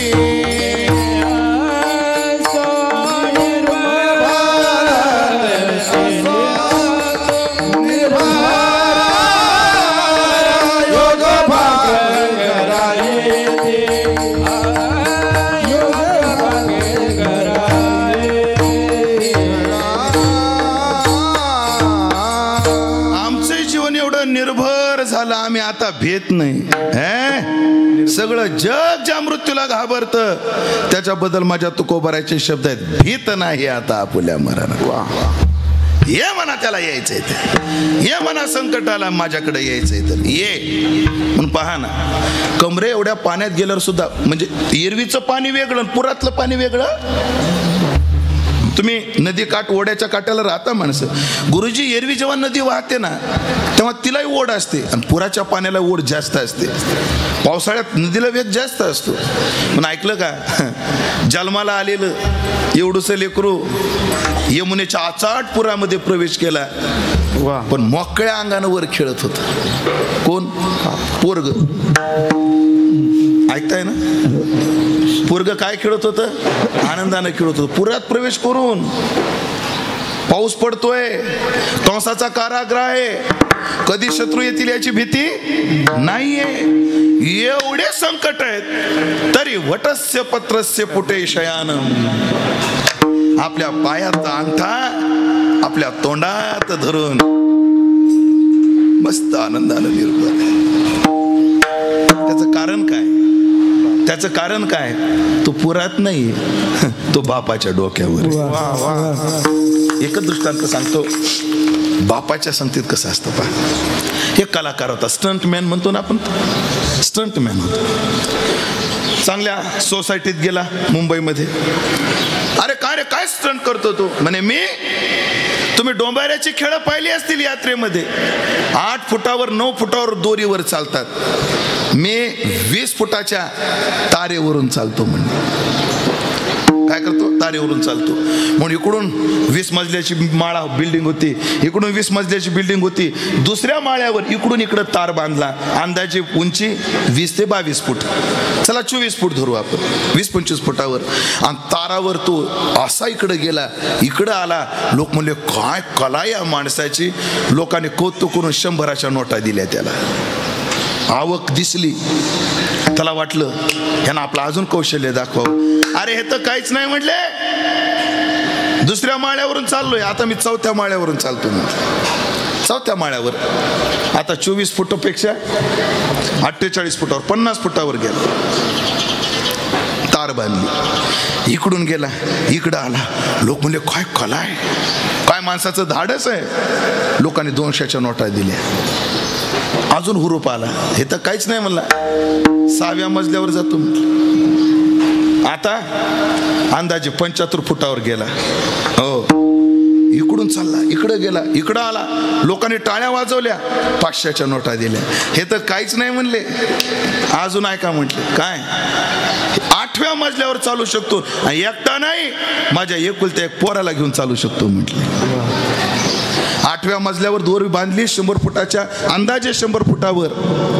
आणि तो चालत होता, त्याचं पोरगं असं खेळत होतं आणि पोरगं लॉलीपॉप खात होतं. काय खात होतं? लॉलीपॉप खात होतं. बाळू चल, पोरान लगेच उडी मारली. बापानं त्याला कडेवर घेतलं, पोरगं लॉलीपॉप खात होतं. 100 फुटाहून तारेवरून माणूस पोराला घेऊन चालला होता. सगळ्याचा BP हाय झाला. सगळ्या बाया डोळ्याला पाणी पुसवत होत्या. काय काय बाया म्हणत होता, मुडदा पोट जाळण्याकरता का लेकराच्या जीवासंग खेळतो काय? आता पैशा पुढे ह्याला लेकरू दिसतं का नाही? अशा बाया आपसात काय करू लागल्या? चर्चा करू लागल्या. पण ते पोरगं लॉलीपॉप खात होतं. इकडून तिकडे गेलं, तिकडून इकडे आलं. कोण? पोरगं. खाली उतरल्यावर लोकांनी काय त्याचं कौतुक केलं. पण काही बायानं लेकराला जवळ घेतलं, त्यांची नजर काढली, त्यांनी डोळ्याचे पाणी, आपल्या डोळ्याचं पाणी पुसलं आणि त्या लेकराला विचारलं, बाळा तुझा बाप तुला 100 फुटावर आणि ती तारेवर घेऊन चालतो, तुला तारेवर जाताना भीती नाही का रे वाटत? म्हणे नाही नाही, मला नाही भीती वाटत. का? मी तारेवर नसतो, माझ्या बापाच्या कडावर असतो. मी तारेवर नसतो, मी कुठे असतो? बापाच्या कडावर असतो.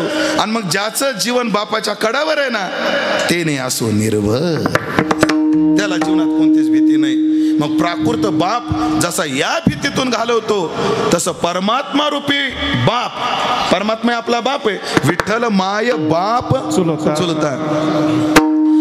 बाप माझा दीनानाथ, वाट भक्ताचे पाहत, वाट भक्ताचे पाहत, वाट भक्ताचे पाहत. बाप माझा दीनानाथ, वाट भक्ताचे पाहत, वाट भक्ताचे पाहत, वाट भक्ताचे पाहत. हे बाप माझा दीनानाथ, वाट भक्ताचे पाहत, भक्ताचे पाहत, वाट भक्ताचे पाहत, वाट भक्ताचे पाहत, भक्ताचे पाहत. बाप माझा दीनानाथ, वाट भक्ताचे पाहत, भक्ताचे पाहत, वाट भक्ताचे पाहत, वाट भक्ताचे पाहत, भक्ताचे पाहत. बाप माझा दीनानाथ, वाट भक्ताचे पाहत. माझा बाप आहे कोण? दीनानाथ परमात्मा आहे. आणि मग प्राकृत बाप प्राकृतिक भीतीपासून जसा दूर करतो ना, तसा परमात्मा रूपी बाप जेव्हा आपण त्याच्या कडेवर बसतो ना, तो आपल्याला सगळ्यापासून भयरहित करतो. आणि मग त्या लोकांना, परमात्म्याच्या आश्रित लोकांना मृत्यूची भय वाटत नाही. माणसं मरणाला घाबरतात, माणसं सापाला नाही घाबरत. माणसं सापाला नाही घाबरत. मधल्या काळात लोक कोरोनाला नाही घाबरले, माणसं मरणाला घाबरले. का? कोरोना झाल्यावर माणूस मरतो ही भीती होती का? कोरोनाची भीती होती. बरीचशी माणसं मरणानं मिलीच नाही, भीतीनंच मिली. 25% तर फोन करणाऱ्या पाहुण्यांनी मारली. खरंय बघा, कुत्रं बी सांगायला मला खरंय म्हणताय ते. मला कोरोना झाला, घाबरू नका, आता लय दिवस. मला दुसऱ्या लाटेत अटकलो मी. म्हणजे दुसऱ्या पहिली गेली होती आणि दुसरी यायची होती, अशा मध्यात मला काय झाला? कोरोना झाला. मग मला ऍडमिट केलं मुंबईला, कल्याणला, खडकपाड्याला. मुंबईत मी ऍडमिट होतो. मग लोकांचे फोन यायचे, जय रे बाबा कुठे? कल्याणला. का हो? ऍडमिट. आवाज खोल गेलाय ना, कोरोना झालेला आहे. का हो? काय झालं? कोरोना. कस काय हो? जिऱ्या मोहऱ्याची फोडणी दिली झाला. त्या काळात एक बालिश प्रश्न, अर्थहीन प्रश्न होतो, कोरोना कस काय झाला? हे सांगता आलं असतं तर आम्ही हो दिला असता का? हो दिला असता.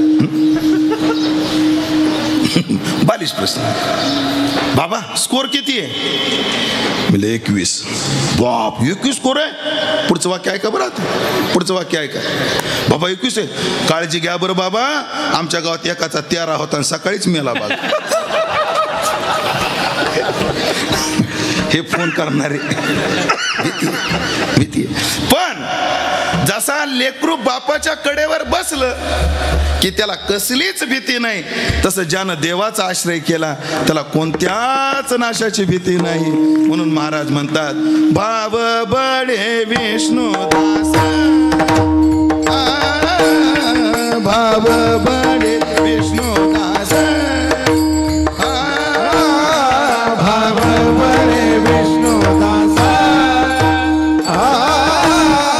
भाव बडे विष्णुदास, भाव बडे विष्णुदास,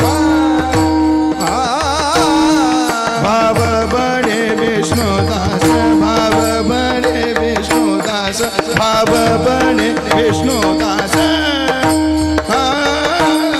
भाव बडे विष्णुदास, भाव बडे विष्णुदास, भाव बडे विष्णुदास. नाही नाश पावत, नाही नाश पावत, नाही नाश पावत, योग भाग्य घरा येते, योग भाग्य घरा येते, नाही नाश पावत, नाही नाश पावत, नाही नाश पावत, नाही नाश पावत, योग भाग्य घरा येते, योग भाग्य घरा येते. नामे माझे मामला, भाव बडे विष्णुदास, भाव बडे विष्णुदास, भाव बडे विष्णुदास, भाव बडे विष्णुदास, भाव बडे विष्णुदास, विष्णुदास, भाव बडे विष्णुदास.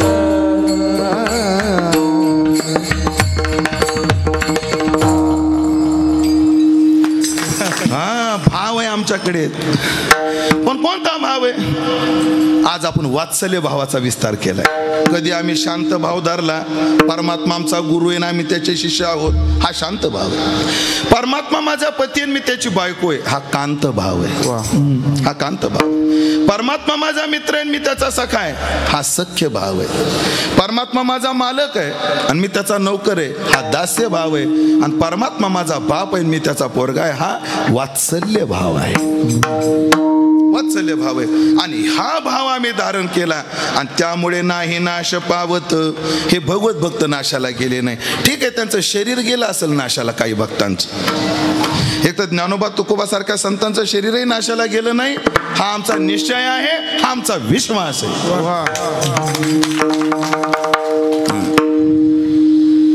ते सध्या चर्चेचा विषय, चर्चेचा विषय.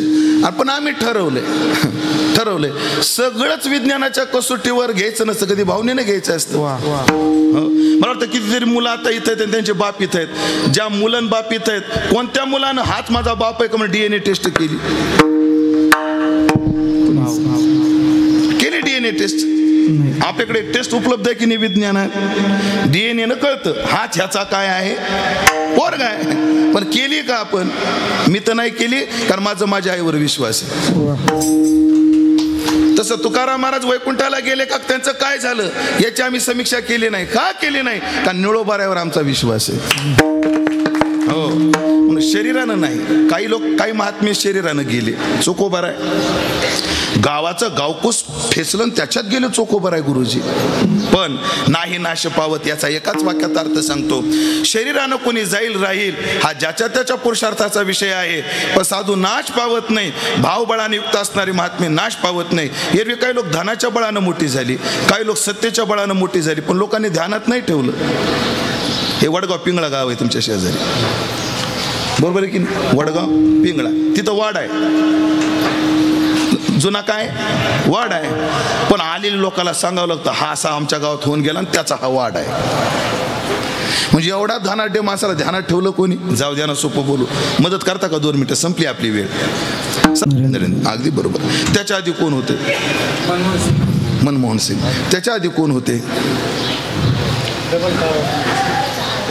नाही, मला हेच पाहिजे होते. फक्त तुम्हाला आठवते, सगळ्यांना नाही ना आठवत. म्हणजे 140 कोटीची लोकसंख्या असणारा देश, सध्या जगात आर्थिक व्यवस्थेत 3ऱ्या सत्तेवर जाऊ पाहणारा देश, असा महत्वपूर्ण देश. अमेरिका हात धुवून मागं लागली, पण त्याला किंमत न देणारा देश. वंदे भारत निर्माण करणारा देश. राफेल स्वतः तयार करणारा देश. ऊर्जेच्या बाबतीत सौर ऊर्जेमध्ये क्रांती केलेला माझा देश. रोडच्या बाबतीमध्ये अभिनव क्रांती केलेला देश.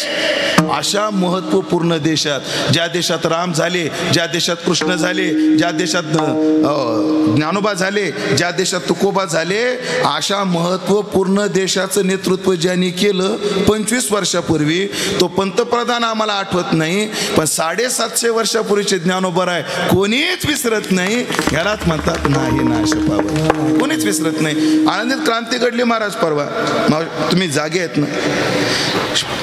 25 एकरावाली सुद्धा मालकीन सध्या 5 तोळे घ्यायचं म्हणले की भीती निर्माण झाली. किती एकर? असं इकडं पाहतो. शेती किती गुरुजी? 25 एकर. किती 25 एकर बागायतदार. पण ती बाईची हिंमत व्हायना नवऱ्याला मला 5 तोळ्याचं काहीतरी करा म्हणून म्हणण्याची व्हायला लागली.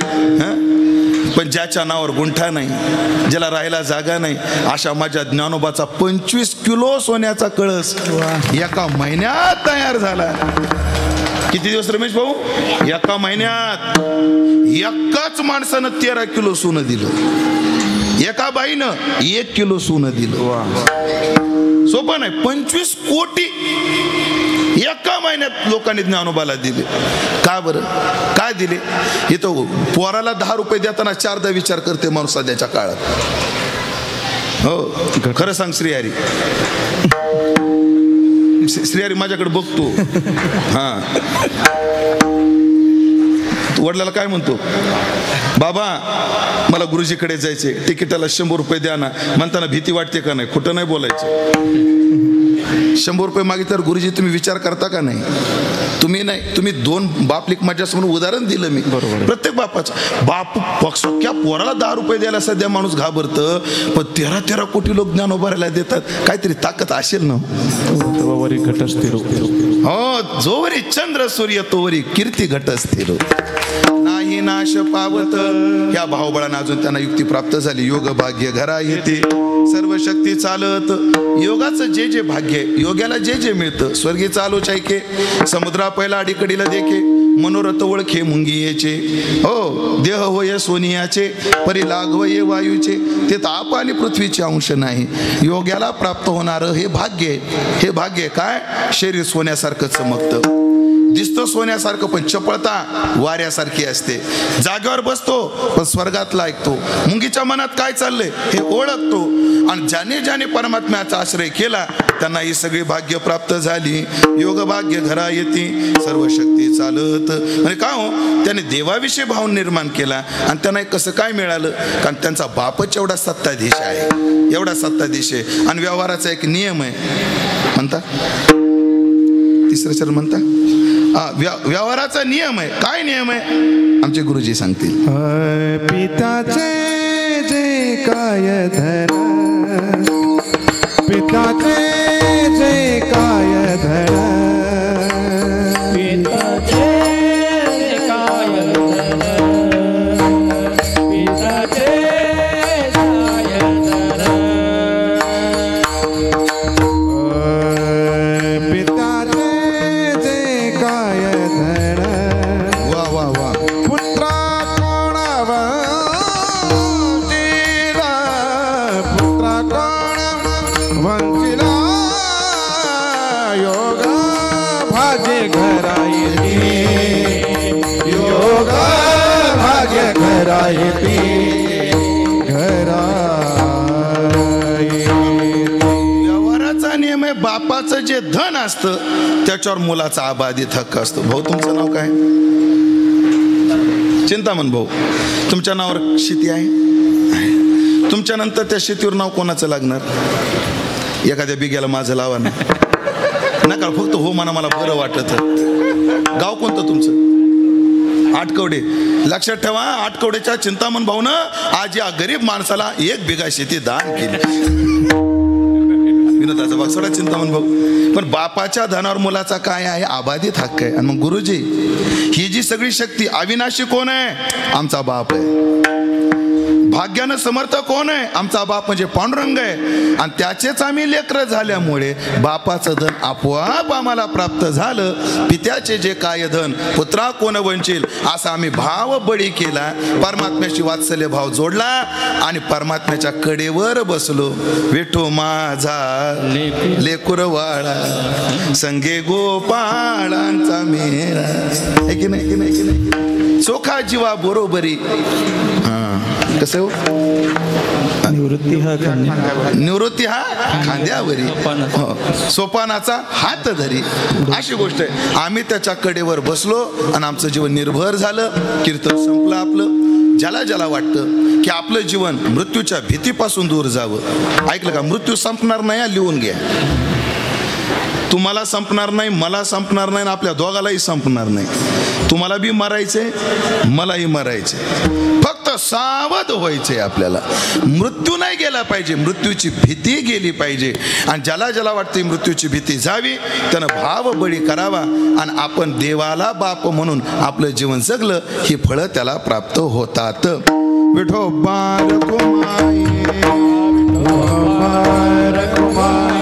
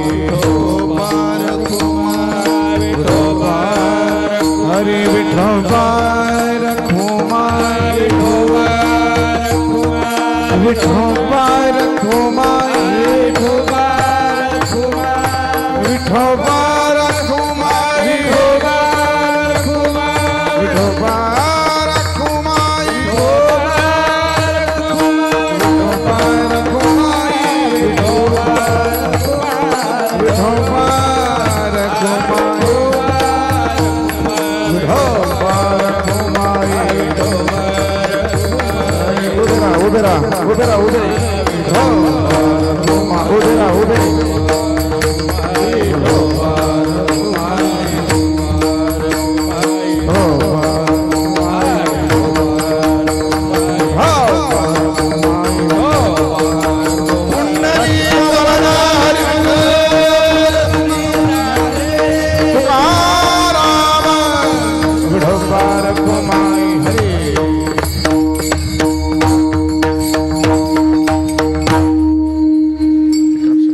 भाग्य घरा इथे सर्व शक्ती चालत सगळ्या शक्ती त्या भागवत भक्ताला प्राप्त होतात. प्रभू करो आपल्याला ते फळ प्राप्त व्हावं अशी प्रार्थना करू. आज या ठिकाणी वैकुंठवासी आदरणीय हरिभक्तीपरायण मारुतीराव बाळाजी बोडके अर्थात आदरणीय तात्या यांच्या जाण्याने कोणाचा दीर गेला, कोणाचा चुलता गेला, कोणाचा मामा गेला, कोणाचा आजोबा गेला. पण एक बोलू का, ह्या सगळ्या नात्याला पर्याय आहेत. एक मामा गेला दुसरा मामा असतो, एक चुलता गेला दुसरा चुलता असतो, एक भाऊ गेला दुसरा भाऊ असतो, एक दीर गेला दुसरा दीर असतो. पण एकदा एक बाप गेला की दुसरा बाप नसतो. मग सगळ्याला जरी दुःख असलं तरी या तीन भावाला आणि शैलाताईला जे दुःख आहे ते दुःख कोणालाच नाही. राहू द्या. या चौघाला दुःख आहे. काय पित्याचं छत्र गेलं. कारण मायरामध्ये आल्यावर माझ्या शैलाचं काय चाललंय हा पाठवून हात फिरवणारा काय पाहिजे, हा पाहिजे. मला चोळी बांगडी करता येणाऱ्या बाया बंद झाल्या. आता कोणी मरत नाही चोळी बांगडी करता. चोळी बांगडी का काय काय किंमत काय राहिली सध्याच्या काळात चोळी बांगडीला. बाई आजही चोळी बांगडी करता माहेरात आली नाही, कालही ती माहेरात चोळी बांगडी करता आली नाही आणि भविष्यातही येणार नाही. मग ती माहेरात कशाला येते? कारण आपलं काळजी घेणारं कोणीतरी तिथं आहे म्हणून येते. बाई माहेरात जाण्याचं निमित्त काय? बऱ्याच बाया अशा म्हणतात, का तुमचं माहेर कोणतं? महाराज माझं माहेर खांबाळ. खांबाळ्याचं तुम्ही? हो बरं बरं. म्हणे आता खंबाळ्याला कधी तर पाहिलं नाही तुम्हाला? काय महाराज आता मायबाप गेले, आता काही लय येणं होत नाही. भावाकडं कधी आले कधी गेले काय निमित्तानं. ठीक आहे. म्हणजे बाईच्या येण्याला कारण कोण असतं? माय आणि बाप. म्हणून शैलाताईला कुठं दिले? धुळवडला. म्हणजे आपल्या सासरातून इथं तिला येण्याचं निमित्त काय होतं? म्हातारे मायबाप आहेत. पण आता बाप नसल्यामुळे वर्षभर तिला सुद्धा काहीतरी रिकामं वाटत असेल. बाहेरून काम करून आल्यानंतर पोराला एक कोपऱ्यामध्ये म्हातारा बाप दिसत असेल किंवा गाय ढोरं सांभाळणारा आपला बाप दिसत असेल. पायानं आदू होता तरी आपल्याकरता धडपडणारा बाप दिसत असेल. ह्या वर्षात तो दिसला नसेल. हे दुःख आहे. पण काळजी नाही. तुम्हाला बापाचं जरी छत्र गेलं तरी तुम्ही अनाथ नाहीये. अजून चंद्रभागाबाई आहे. शास्त्र काय सांगतं तुम्हाला? मी प्रत्येक वर्ष श्राद्धात हे वाक्य सांगतो. प्रत्येक वर्ष श्राद्धात शास्त्र काय म्हणतं? मातृलाभेन सनाथत्वम अनाथत्वम विपर्ययी. म्हणजे माणूस अनाथ सनाथ बापावर नसतो गुरुजी, मायवर असतो. म्हणजे याचं उदाहरण काय? माय मेली, इकडं पहा, माय मेली आणि बाप जिवंत आहे, तो अनाथ आहे. पण याच्या उलट आहे, बाप मेला माय जिवंत आहे, तो अनाथ नाहीये. याचं कारण काय सांगितलं शास्त्रानं? याच्या सायकोलॉजी. बाप मेल्यानंतर आईला बाप होता येतं, पण आई मेल्यानंतर बापाला आई होता येत नाही. हे उदाहरण तुम्हाला कळलं बरं माता मौल्यान लोक.